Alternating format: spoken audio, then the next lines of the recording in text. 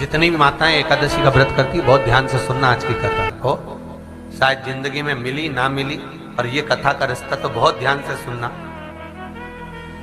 स्कंद पुराण यहां तक कहती है कि इस कथा के चरित्र को जो श्रवण कर लेता है उसको 26 एकादशी करना भी नहीं पड़ती। इस एकादशी की केवल ये कथा सुनकर ही वो तर जाता है।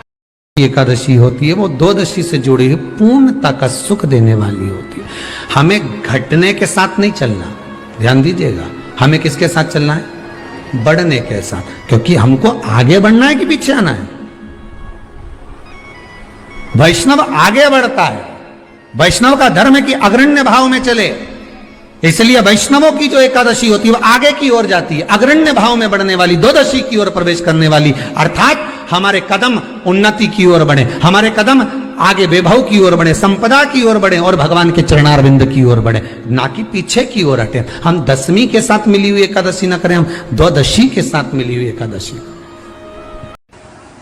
एकादशी के दिन जब आप जल शंकर को चढ़ाने तो रोज ही जाते हैं। जब एकादशी का दिन रहे और शंकर जी के मंदिर में आप जल समर्पित करें तो 3 बार मुख से स्वधा स्वधा स्वधा या स्वधा स्तोत्र का पाठ, जिसमें 12 श्लोक। 2 चीजों को याद रखिए, गौदान और एकादशी। श्रीमद् वल्लभाचार्य जी ने मायावत का खंडन करा था जगन्नाथपुरी में, और श्रीमद् वल्लभाचार्य जी ने कहा था एकादशी मरने के बाद मत दो, एकादशी जीते जी दो। कहा था कि नहीं कहा था? जीते जी दान करिए। इसलिए जगदीश में, जगन्नाथपुरी में एकादशी उल्टी लटकी हुई है। करें आपने दर्शन? जगदीश में एकादशी को उल्टा लटकाया, क्यों? क्योंकि वल्लभ ने कहा कि एकादशी जीते जी दो। कई पंडितों कहते हैं तुम्हारे दादाजी मर गए, जब 12वें का दिन होता है ना तो पंडित जी संकल्प छुड़ाते हैं, देव एकादशी। बड़े बेटे ने 5 दे दी, छोटी बहू ने 3 दे दी, उसने 2 दे दी, उसने 2 दे दी, तो क्या तुम्हारे दादाजी भिखारी थे जो तुम्हारी एकादशियां लेकर जाएंगे? और तुम कौन होते हो दादाजी को एकादशी देने वाले? तुमने कौन सा इतने पुण्य कर लिए जो तुमने एकादशी दे दी? एकादशी के दान की महत्वता श्रीमद् वल्लभाचार्य जी ने कहा कि कोई व्यक्ति अगर खटिया पर सड़ रहा है, पलंग पर तड़प रहा है, हॉस्पिटल में पड़ा हुआ है, तो निवेदन है कि उसको देखने जाओ तो अपनी करी हुई एकादशी में से 2 एकादशी का दान उसको तुरंत दे दो। क्यों? तो जिससे उसको मोक्ष मिल जाए, मरने के बाद नहीं। क्योंकि मरने के बाद तो वो 10वें के दिन, गरुड़ पुराण में लिखा है 10 दिन तक जीवात्मा घर की अटारी पे रहती है। कितने दिन? 10 दिन। 10 दिन के बाद जीवात्मा चली जाती है। कहां जाती है? उसको जहां जाना है। 3 दिन में उसको भोग भोगना पड़ता है जीवात्मा को। 3 दिन नरक का भोग भोगती है, उसके बाद स्वर्ग का भोग भोगती है। 18 दिन में ये प्रोसेस पूरी हो जाती है। कितने दिन? 18 दिन। 18 दिन के बाद में उस जीवात्मा को धान के खेत में पटका जाता है। किसके खेत में? धान के, चावल के खेत में। इसलिए कहते हैं एकादशी के दिन चावल मत खाओ। कहते कि नहीं कहते? और क्या कहते हैं? द्वादशी के दिन चावल खाना जरूरी है। एकादशी का पालना करना है तो द्वादशी को चावल का 1 गिलास खाओ, तब द्वादशी को चावल खाओगे तो एकादशी लगेगी। चावल नहीं खाओगे तो एकादशी नहीं लगेगी। द्वादशी को चावल खाना जरूरी है। क्यों कहते हैं? क्योंकि धान के खेत में जीव को छोड़ा जाता है, उस धान के खेत में, चावल के खेत में जीवात्मा रहती है। उसको चिड़िया खाती है तो चिड़िया के रूप में जन्म लेता है, मनुष्य खाता है तो मनुष्य के रूप में जन्म लेता है। इसलिए एकादशी के दिन चावल नहीं खाया जाता, क्योंकि एकादशी के दिन हम चावल खाएंगे तो जीव हत्या का दोष लग जाएगा। फिर कब खाना है? द्वादशी के दिन। द्वादशी के दिन क्यों खाया जाता है? क्योंकि हम एकादशी के व्रत करे रहते हैं, और पहला घासा जब चावल का खाते हैं तो अपनी करी हुई एकादशी का पुण्य, जितने जीव हमारे मुंह में जाते हैं उनको उसका पुण्य मिल जाता है, और उनका फिर जन्म नहीं होता, वो तर जाते हैं, उनको एकादशी का भाग मिल जाता है। इसलिए कहते हैं एकादशी को चावल मत खाओ, पर द्वादशी को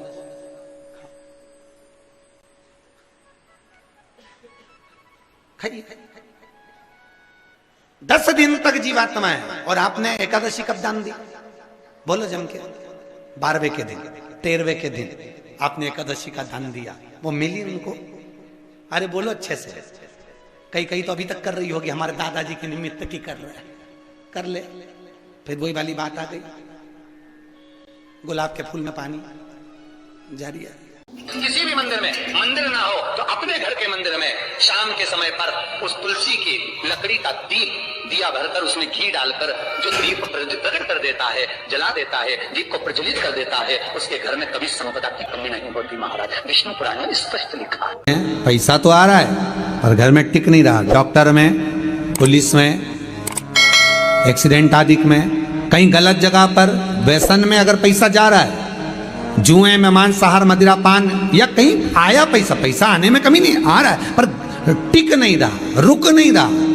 कोई मांगने आ गया, दे दिया, फिर वहां से अपने पास नहीं आ रहा, अपन कह रहे हैं भैया हमारा पैसा लौटा दो, नहीं आ रहा। तो महाराज शिव महापुराण की कथा कहती है, एकादशी के दिन गंगा के जल में मात्र 7 बेलपत्री डालकर जो नंदीश्वर भगवान अर्थात जो शंकर जी के शिवलिंग के सामने नंदी होता है, उस नंदी के चरण पर गंगा का जल चढ़ाकर बेलपत्री शिव पर समर्पित कर देता है, उसके घर में रुपया रुकना चालू हो जाता है, फिर वो गलत जगह पर नहीं जाता, गलत स्थान पर वो धन जाएगा ही नहीं। शास्त्र के धर्म अनुसार 2 कर्म है महाराज, या तो एकादशी स्वयं व्रत कर कर मर जाओ तो आपको किसी की एकादशी की जरूरत नहीं पड़ेगी, ठीक है। नहीं तो पंडित जी तो कहेंगे कि मर गई तो 11 एकादशी देना, कोई 5 दे, कोई 2 दो, कोई 3 दो, कोई 4 दो। दूसरा क्रम है 12 दिन के अंदर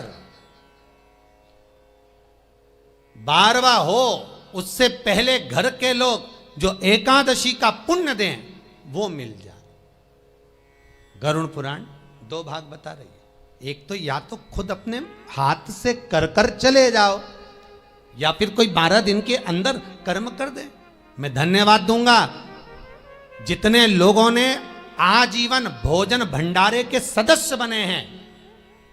इस कुबेरेश्वर मंदिर प्रांगण में, गौशाला में, वृद्धाश्रम में जितने लोग आए उनके लिए आजीवन भोजन भंडारे के जो सदस्य बने, आप अपने हाथों से राशि जमा कर कर नाम लिखा कर चले जा रहे हो। उसके बाद जाना तो सभी को है, पर वो जो अजर और अमर तुमने नाम लिखा दिया पत्थर पर, और आजीवन तुम्हारा भोजन भंडारा जो चल रहा है उसे कोई घटा नहीं सकता।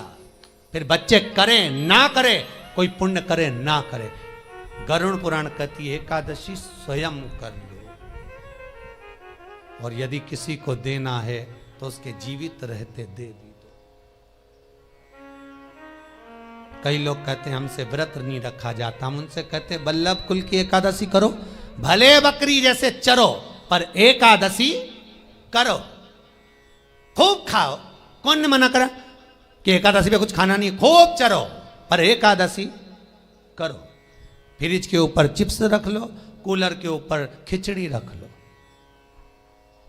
खीर बना के रख लो अपने पलंग के पास, जहां से निकलो वहीं चरो पर एकादशी करो, छोड़ना नहीं। जेब में भी काजू बादाम तल के रख लो, नहीं हो काजू बादाम तो मूंगफली का दाना सेक के रख लो, चलते चलते निपटाओ पर एकादशी करो। कई लोग कहते हैं महाराज जी हम इतनी एकादशी के व्रत में खाएंगे तो भगवान को बुरा तो नहीं लगेगा। भगवान को काहे को बुरा लगे, काहे को बुरा लगे भगवान। हमारा श्री जी बाबा गोवर्धन नाथ जी तो एक दिन में 8 बार खाता, मेरा गोवर्धन नाथ तो एक दिन में 8 बार खाता। और जगन्नाथपुरी में दुनिया के लोग एकादशी करते, क्या जगदीश एकादशी करते हैं?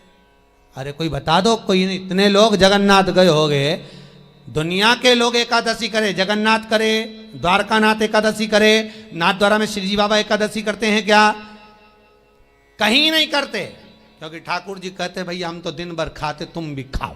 और जरूर एकादशी का व्रत करो, मना नहीं है, पर मुख को उतार कर अगर कोई व्रत करोगे, कौन सा ये फूल अगर मुरझा जाएगा तो भगवान स्वीकार करेगा क्या? नहीं। कोई फल बेकार आ गया तो किसी को देने के लायक रहेगा क्या? नहीं। उसी तरह एकादशी में जिस दिन तुम्हारे चेहरे पर प्रसन्नता हो उस व्रत को भगवान स्वीकार करता है। मालूम पड़े एकादशी का व्रत रख लिया, पति बोले ला रोटी ला, लो तेरी थाली नहीं लाई, आज एकादशी है, आवाज नहीं निकल रही, सुबह से साबूदाने की खिचड़ी 3 बार चर के बैठी है, आवाज एकादशी कुछ नहीं खाएगी, खा लिया।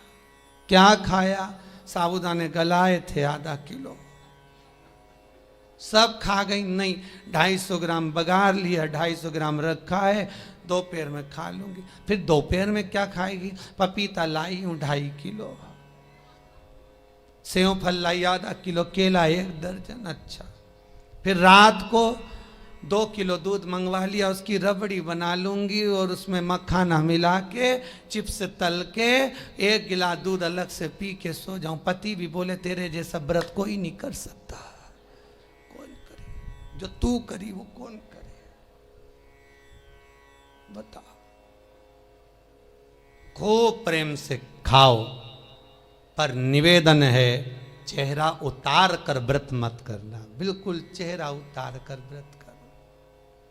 आज एकादशी का लोग व्रत करते हैं, करना भी चाहिए कि हम भोजन छोड़ देते हैं, हम ये नहीं खाएंगे। पर शिव महापुराण की कथा कहती है कि एकादशी सफल कब होती है? जब आपकी 5 कर्मेंद्री, 5 ज्ञानेंद्री और 1 मन ये आपके कंट्रोल में हो, तो समझ लो कि एकादशी पूर्ण हो गई और एकादशी का फल आपको प्राप्त। अब हमारी इंद्रियां हमारे कंट्रोल में नहीं है। नेत्र गलत देख रहे हैं, जिह्वा गलत बोल रही है, कान गलत सुन रहे हैं। जब ये हमारी इंद्रियां हमारे कंट्रोल में नहीं होंगी तो हम कितना भी व्रत कर लें, हम चाहे कितने भी भूखे रह लें, तो भी उस व्रत का फल नहीं मिलेगा। व्रत का फल कब मिलता है? जब हमारी इंद्रियां हमारे काबू में। विष्णु पुराण कहती है, श्रीमद् वल्लभाचार्य जी वर्णन करते हैं, मेरे वल्लभ कहते हैं कि वल्लभ कुल की एकादशी करो, भले बकरी जैसे चरो, पर एकादशी करो। हमारे यहाँ तो शास्त्र कहता है एकादशी का व्रत भी करो तो मुंह उतार के मत करो रे। कोई फूल अगर मुरझा जाता है तो भगवान को नहीं दिया जाता, कोई फल बेकार हो जाता है भगवान को नहीं दिया जाता। तुम्हारे व्रत वाले दिन तुम्हारा मुंह उतरा रहेगा तो भगवान उसको स्वीकार करेगा। इसलिए बकरी जैसे चरो और एकादशी करो। जेब में भर लो मूंगफली का दाना, काजू इधर, मूंगफली का दाना इधर, खिचड़ी भी बना लो, मोरधन भी बना लो, चिप्स तल लो, पापड़ तल लो, और जो पपीता, सेव फल, केला जो है सब लिया फ्रिज पे, वॉशिंग मशीन नहीं खाएगी। सुबेरे आधा किलो दूध की रबड़ी बना के खा ली। तो पति मन में सोचा फिर भी आवाज नहीं निकल रही, फिर अभी क्या खाएगी? खिचड़ी बनाई है और बादाम तल ली थोड़ी सी, और आधा किलो पपीता रखा था वो कतर लिया, और थोड़ा सा रायता बनाया बादाम का, अच्छा ठीक है, और चिप्स तल ली, और आलू भी तले हैं, ठीक है। फिर शाम को मोरधन की खीर और सेव फल, चीकू और आगरे का पेठा और राजगिरा की पूड़ी, ठीक है। फिर रात को अभी आधा किलो दूध मंगवाई, थैली गरम करके उसमें थोड़ी सी ड्राई फ्रूट्स डाल के, मखाना पीस के उसकी खीर बना लो। बस केवल खीर नहीं, पपीता रखा है। पति भी बोला तेरे जैसा व्रत तो दुनिया में कोई नहीं। दंडवत है ऐसी एकादशी माता को जो इतनी जोरदार एकादशी करी है। फिर पूछा किसने बताई? सियोर वाला महाराज, याद रहे। फिर तो पति भी बोला खूब चरो, एकादशी करो, कौन मना करे, प्रेम से करो। सबसे पहला नियम एकादशी व्रत का, सबसे पहला नियम है कि आप जिस दिन व्रत करो उसके 1 दिन पहले भक्ति का संचार इस हृदय में कर लो। भक्ति का संचार इस हृदय में कर लीजिए। जिस दिन आप व्रत करो, जैसे एकादशी का व्रत कर रहे हो तो दशमी के दिन शाम का समय जब आवे, रात्रि जब होने लगे, शाम का समय आवे और रात्रि का आप जब भोजन ग्रहण करो तो उस भोजन में कोई ऐसा पदार्थ ग्रहण मत करिए जिस पदार्थ के कारण आपकी एकादशी बिगड़ जाए।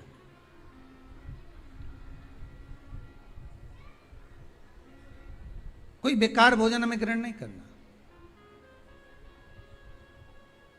श्रेष्ठ भोजन ग्रहण करिए दशमी के दिन। और एकादशी का दूसरा नियम बहुत ध्यान से सुनिएगा। जिस दिन आपकी एकादशी का व्रत हो उस दिन प्रयास करिएगा कि अपने हाथ से किसी भी वृक्ष की कोई पत्ती टूटे ना। अपने हाथ से किसी भी वृक्ष की, पौधे की, किसी भी वृक्ष की पत्ती अपने हाथ से ना टूटे। बहुत ध्यान दीजिएगा महाराज। एकादशी का ये दूसरा नियम है कि अपने हाथ से किसी पौधे की, किसी वृक्ष की, किसी डाली की कोई पत्ती टूटे ना, कोई पत्ती ना टूटे, इसका प्रयास करिए।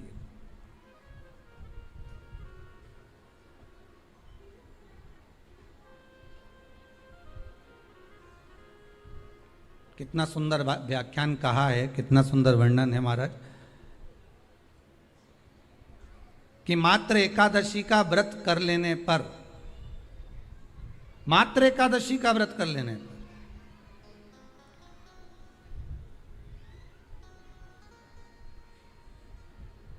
जो पूर्व में किया गया हमारा पाप कर्म है, हमने किसी जीव की हत्या करी है, हमने किसी को कष्ट प्रदान करा है, हमने किसी को अपशब्द कहा है, हमने किसी को ताने दिए, हमने किसी को आड़ा टेढ़ा कहा है, हमने किसी को गालियां दे दी है, मात्र एकादशी का व्रत ही कर लेने पर ये सारे जो दोष हैं वो समाप्त हो जाते हैं।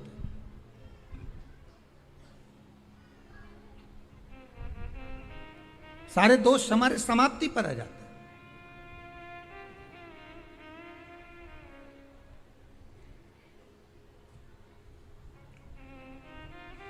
अब एक विचार करिएगा थोड़ा सा अपने मन में, अपने चित्त में, अपनी वृत्ति में एक बात उतारिएगा। एक अपने मन में एक बात को उतार कर रखिएगा कि आप अपने पाप को, अपने पाप कर्म को जिस दिन छिन्न करने वाले हो, समाप्त करने वाले हो, अपने पाप को आप जिस दिन समाप्ति पर लेकर जा रहे हो, तो उसके एक दिन पहले आपको प्रसन्नता होना चाहिए कि नहीं होना चाहिए कि कल मेरा पाप कटने वाला है, कल मेरा पाप समाप्त होने वाला है, जो मैंने पाप कर्म करा है वो समाप्त होगा, जो मैंने पाप कर्म करा है वो कल समाप्त हो जाएगा। तो एक दिन पहले आपके चेहरे पर प्रसन्नता हो कि ना हो?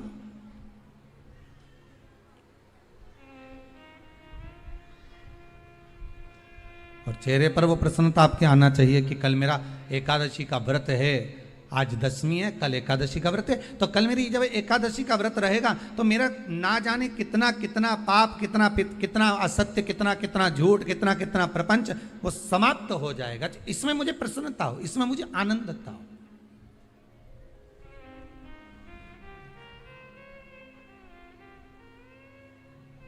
तो क्या कहा गया कि प्रयास करिएगा कि एकादशी के दिन कोई वृक्ष की, कोई डाली की, कोई कोपल की कोई पत्ती ना तोड़ी जाए।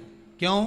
तो कहा अगर उस पत्ती को हम तोड़ देते हैं, वृक्ष की पत्ती को या क्यारे में लगी हुई कोई डाली की पत्ती को हम तोड़ देते हैं तो एकादशी का पुण्य फल प्राप्त नहीं होता, एकादशी का कोई फल हमारे खाते में नहीं जाता, पुण्य फल प्राप्त। अब फिर भले तुम चाहे तुमने मोरधन खाया हो, चाहे तुमने फिर चिप्स खाई हो, चाहे तुमने फिर व्रत का कितना ही सामान खा गए हो और तुमने सोचा कि आज मेरी एकादशी है, तो फिर उसका कोई फल प्राप्त नहीं है, उसका कोई सुख प्राप्त नहीं है आपको, फिर उसका कोई आनंद प्राप्त नहीं है आपको, फिर उसमें कोई आनंद की अनुभूति आपको नहीं मिल रही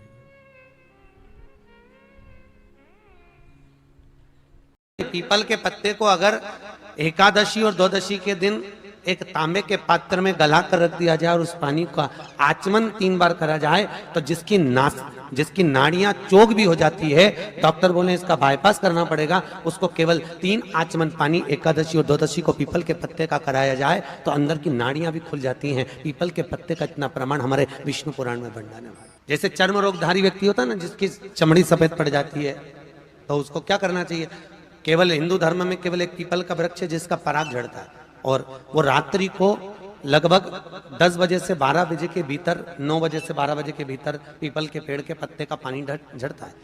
उसके नीचे एक थाली रख देना चाहिए और उस थाली में पीपल के पेड़ के नीचे रख दो और उसका पराग जब झड़ जाए वो पानी को बाल्टी में धो लो, और धोने के बाद थाली को उस पानी से 15 दिन, 8 दिन, 20 दिन स्नान करिए। धीरे धीरे चर्म रोग समाप्त हो जाता है। सफेद जो चमड़ी पड़ी वो वापिस अपने रंग में आना चालू हो जाती है। नहीं, आपसे भी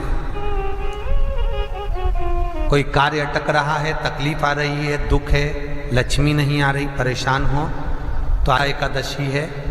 108 बेलपत्र की, जो बेलपत्र होते हैं उसकी, इसको छेद तो करते नहीं है सुई से, बेलपत्र की डंडी को बांधते जाओ 108 बेलपत्र की माला बना लो, और माला बनाकर भगवान शंकर के गले में, शंकर के शिवलिंग को जो चढ़ा देता है उसकी मनोकामना भगवान शंकर पूरी कर देते हैं। महाराज तूने संहार किया, मांग तुझे क्या चाहिए? एकादशी ने भगवान विष्णु से कहा, नाथ प्रभु वर दे दो, मृत्यु लोक में जो मनुष्य मेरा व्रत करेगा, चाहे जलचर, थलचर, वायुचर या सांसारिक मनुष्य, मेरा अगर एकादशी का व्रत करेगा, प्रभु उसके यहां धन धान्य वैभव सुख संपदा बढ़ेगी और उस जीवात्मा को नरक नहीं भोगना पड़ेगा, सीधे बैकुंठ का उसको वास मिलेगा। जब जीव आत्मा को लेकर चला जाएगा, यम के दूत जब बंदी बनाकर ले जा रहे होंगे उस जीवात्मा को, जिसके प्राण छूटे होंगे, यम के दूत जब बंदी बनाकर ले जा रहे होंगे, तब मुझे वर दो कि मैं इसका हाथ पकड़कर बेतन्नी से पार उतार कर सारे नरकों से निकालती हुई आपके धाम में लेकर आऊं। भगवान ने वर दे दिया, तथास्तु। हे एकादशी सुनो, मृत्यु लोक का मनुष्य अन्न का त्याग कर कर, क्योंकि अन्न में एकादशी के दिन पाप पुरुष रहता है, अन्न का त्याग कर कर एकादशी के दिन जो मनुष्य तुम्हारा व्रत धारण करेगा, उस व्रत को करेगा और उस व्रत को धारण करेगा, उसकी मनोकामना पूर्ण होकर वो मेरे ही धाम को जाएगा। ये तो हुआ एकादशी के जन्म की कथा। नहीं, एकादशी है कौन, क्यों इसकी इतनी प्रधानता है, क्यों इसकी पुण्यता है? ऐसा क्या है एकादशी में जो इसकी पुण्यता मानी जाए? कौन है ये जो भगवान नारायण तक एकादशी का व्रत करते हैं? सुभद्रा जी को भगवान जगन्नाथ ने, जगदीश ने एकादशी का व्रत कराया था। बद्रीनारायण भगवान को माता लक्ष्मी ने एकादशी का व्रत कराया था। क्यों?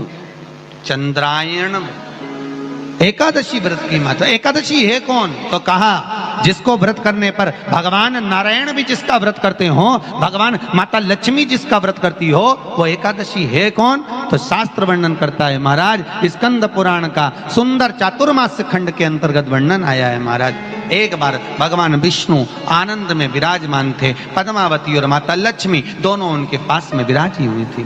भगवान लक्ष्मी और पद्मावती दोनों बैठी हैं, एक सिर के पास, एक चरण के पास। कुछ समय बाद वहीं पर ब्रह्मदेव का आगमन हुआ और ब्रह्मा जी आगमन पाकर भगवान नारायण पद्मावती से लगकर उठे और उठकर लक्ष्मी की ओर झुके। झुकने पर इन तीनों के समागम से भगवान नारायण के हृदय चित्त से एक कन्या प्रकट हो गई। उस कन्या का नाम एका था। क्या नाम था? एका।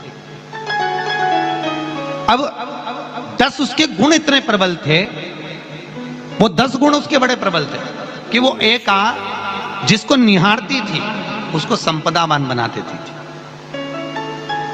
जिसको देख लेती थी उसके जीवन में वो आनंद की अनुभूतियां करा देती थी। एका जिस मार्ग से जाती थी उस मार्ग के द्वार खोल देती थी। एका का पुण्य इतना पुण्य प्रखर। पद्मावती और लक्ष्मी ने कहा, महाराज ये बेटी आपके द्वारा निर्मित हुई है, इसका कन्यादान करना चाहिए। हमारे यहाँ हिंदू धर्म में रीति है, जिस दिन कन्यादान करा जाता है उस दिन व्रत रखा जाता है। अब आजकल रखते कि नहीं रखते हो मालूम नहीं, और कन्यादान करते समय व्रत रखा जाता है। व्रत